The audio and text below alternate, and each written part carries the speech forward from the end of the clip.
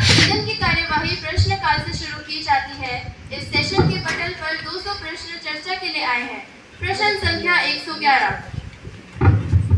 माननीय अध्यक्ष महोदय जी, मैं इस सदन के माध्यम से सरकार का ध्यान देश की शिक्षा प्रणाली में नैतिक शिक्षा की अत्यधिक आवश्यकता की ओर आकर्षित करना चाहती हूँ। आज जब देश तकनीकी रूप से तेजी से आगे बढ़ रहा है, तब हमारे बच्चे और युवाओं में नैतिक मूल्य और सामाजिक उत्तरदायित्व की भावना में लगातार गिरावट देखी जा रही है। नैतिक और चारित्रिक विकास को नजरअंदाज किया जा रहा है। ऐसे में मेरा सवाल शिक्षा मंत्री जी से यह है कि आप नैतिक शिक्षा को नजरअंदाज क्यों कर रहे हैं मंत्री जी?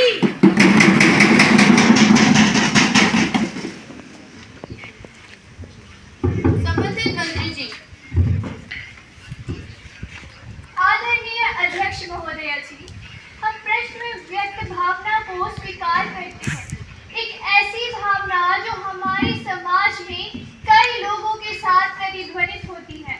हम मानते हैं कि किसी राष्ट्र की सच्ची शक्ति केवल उसकी आर्थिक क्षमता में नहीं, बल्कि उसके नागरिकों के चरित्र और मूल्यों में निहित है। लेकिन मैं बता देना चाहूंगी हमारे नेताजी को कि नैतिक शिक्षा की कमी को दूर करने के लिए हमारी सरकार ने कई कदम उठाए हैं, जिनमें सबसे प्रमुख है 2020 की राष्ट्रीय शिक्षा नीति। यह नीति शिक्षा को केवल संज्ञानात्मक विकास तक सीमित न रखकर छात्रों में नैतिक, सामाजिक और भावनात्मक क्षमताओं को विकसित करने पर भी जोर देती है। मंत्री जी, आप कहते हैं विकास हुआ है। आज के युवा खुलेआम बंदूकों को लिए घूम रहे हैं। महोदय जी, ये तो वही बात हो गई, चाय से शुरू हुई थी सरकार, गाय पर अटक गई और विकास की मौसी 10 साल में भटक गई।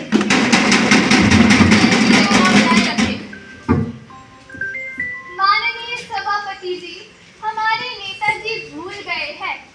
अरे नेताजी, आप चाय कॉफी पर अटके हैं। यहाँ चाय बेचने वाले आज देश की सरकार चला रहे हैं।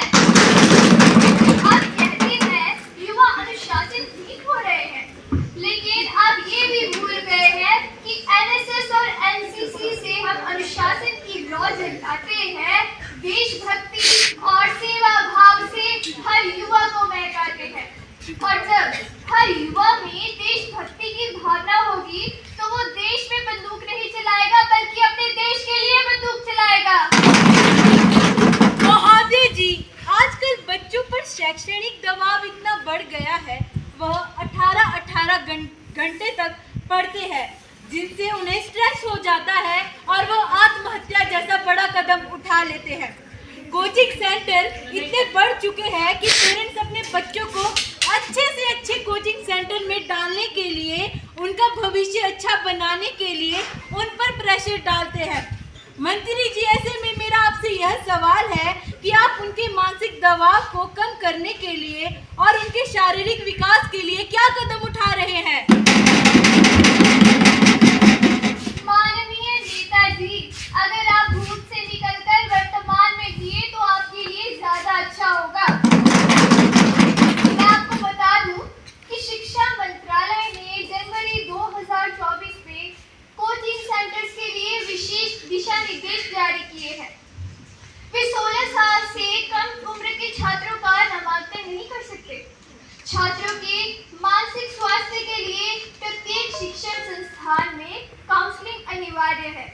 नियमों का उल्लंघन करने पर भारी जुर्माना भी तय किया गया है। हमारे द्वारा अपनाई गई नई राष्ट्रीय शिक्षा नीति में नैतिक शिक्षा को अधिक महत्व दिया गया है। इसलिए मैं आपको बता दूं कि नैतिक शिक्षा बच्चों को रचनात्मक गतिविधियों जैसे खेला, पढ़ना, संगीत और कला में भाग लेने के लिए प्रेरित करती है, जिसे कहते हैं को करिकुलम एक्टिविटी। लेकिन शायद ये आपको पता ही नहीं है। लेकिन और साथ ही साथ जब वो इन एक्टिविटीज में भाग लेंगे तो उनका शारीरिक विकास भी होगा। लेकिन ये बात आपको तब समझ आएगी जब आप हमें नैतिक मूल्य सिखाने से पहले